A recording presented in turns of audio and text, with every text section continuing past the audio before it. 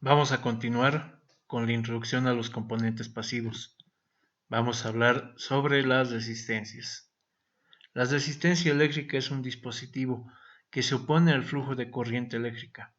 Como habíamos mencionado, la intensidad de corriente tiene un valor específico, pero estas resistencias se oponen a ese flujo. Las resistencias poseen 4 colores. Cada color denota un valor. Acá podemos ver, por ejemplo, la tabla de códigos de colores.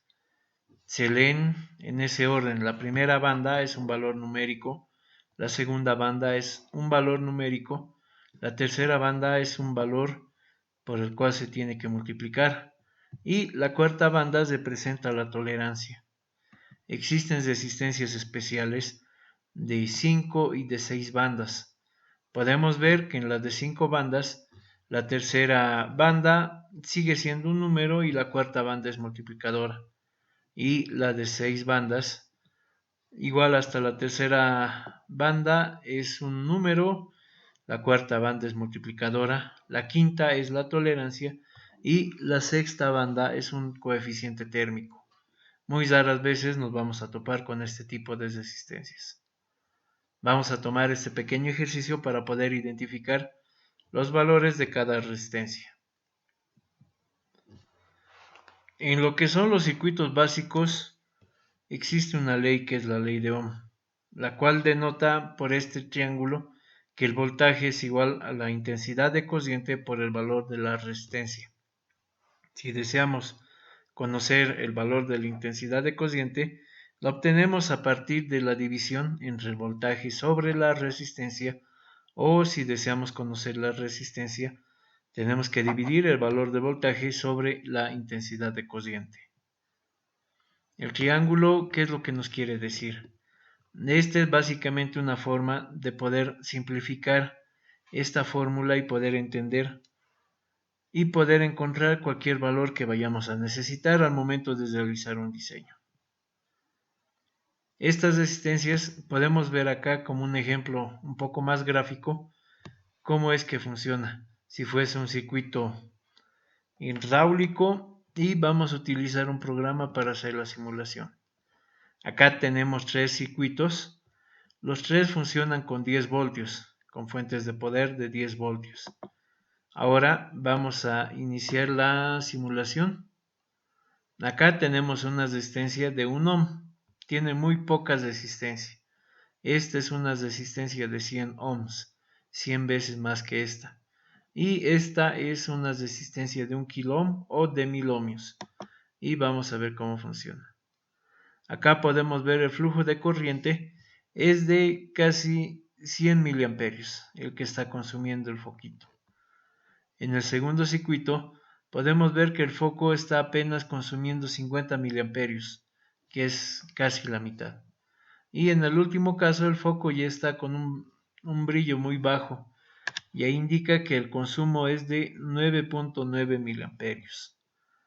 Acá podemos visualizar de forma sencilla el funcionamiento de una resistencia. ¿Cuál es su función? Asimismo, como la resistencia se opone al flujo de intensidad de corriente, esta puede depender su volumen o su forma para disipar más o menos potencia.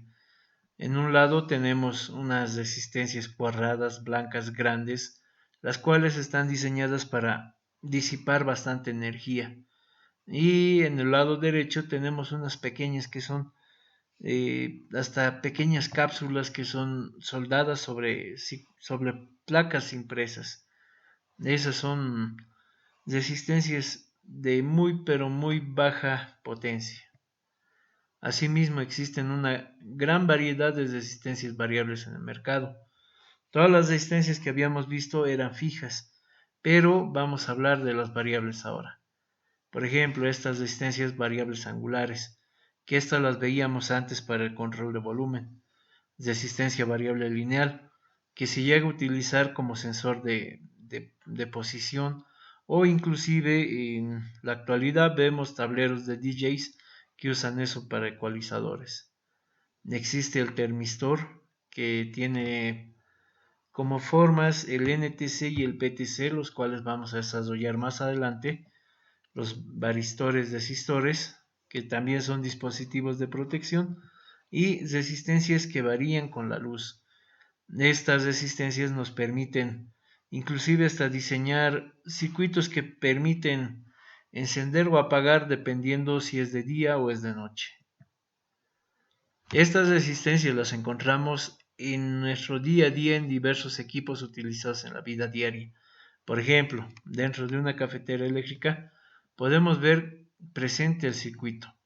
El circuito tiene un termostato, el cual va a detectar el momento en el que el agua empiece a hervir, y eso produce la desconexión. Básicamente, esta tetera eléctrica tiene una gran resistencia de 20 ohms, la cual, al ser conectada a la corriente eléctrica, empieza a calentarse y empieza a disipar su potencia en forma de calor.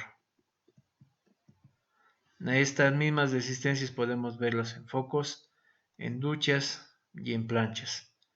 Y en muchos aparatos de nuestra vida diaria vamos a ver diferentes tipos de resistencias.